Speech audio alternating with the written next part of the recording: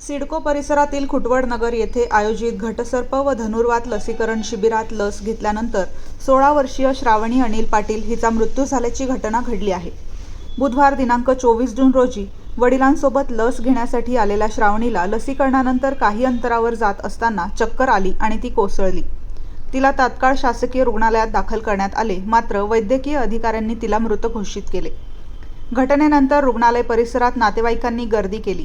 श्रावणीच्या कुटुंबियांनी लसीकरणामुळेच मृत्यू झाल्याचा आरोप केला असून ती सकाळी पूर्णपणे निरोगी असल्याचे सांगितले। दरम्यान मृत्यूचे नेमके कारण अद्याप स्पष्ट झालेले नाही। शवविच्छेदन अहवाल आल्यानंतरच सत्य समोर येणार असल्याचे सांगण्यात आले। या घटनेमुळे परिसरात विविध चर्चांना उधाण आले आहे।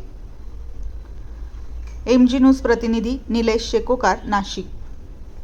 मी विनोद साहेबराव मराठे। काल 24 तारखेला जी दुर्दैवी घटना झाली, श्रावणी अनिल पाटील जिचा मृत्यू झाला, तो एकमेव कारण त्याचं लसीकरण होतं।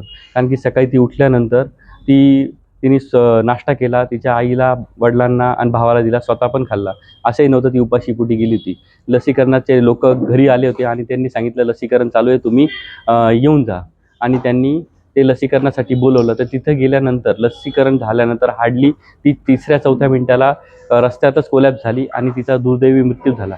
त्या लसीकरणाचा काय इम्पॅक्ट झाला बॉडीवर, तिचं लसीकरणाची एक्सपायरी डेट संपलेली होती का, मग तिचं ते देताना काही चूक झाली, हे पूर्ण चौकशी व्हावी। याच्या आधी पण नगरपालिकेच्या अधिकाऱ्यांनी बऱ्याच गोष्टी लपवायचा प्रयत्न केला। काल संध्याकाळी त्यांनी सांगितलं आम्हाला की ही पहिलीच केस आहे, परंतु असं नसून याच्या आधी ऑलरेडी 2 केसेस झालेल्या आहे आणि ही तिसरी केस होती माझ्या भाचीची, जे लसीकरणामुळे तिचा मृत्यू झाला। तर याच्यात NMCच्या कमिशनरने, CP साहेबांनी आणि अंबड पोलीस स्टेशननी सखोल चौकशी व्हावी आणि जो कोणी याच्यात निर्दोष असेल त्याच्यावर कठोर कारवाई करण्यात यावी। मग ती कंपनी असेल, लसीकरणावाली किंवा देणारे जे व्यक्ती होते त्यांना ट्रेनिंग होतं नव्हतं, हे सगळी जांच व्हावी। आणि लसीकरणामुळे तिच्या शरीरावर जो परिणाम झाला मृत्यूनंतरही तो दिसून येत होता, 101% हा मृत्यू लसीकरणामुळे झाला। तर याच्यात पूर्ण चौकशी व्हावी आणि माझ्या एकुलत्या एक भाचीला न्याय मिळावा आणि याच्यापुढे ती लसीकरण थांबवून इमिजिएट त्याचं सक्षमक्ष केल्यानंतरच ते लसीकरण चालू करावे।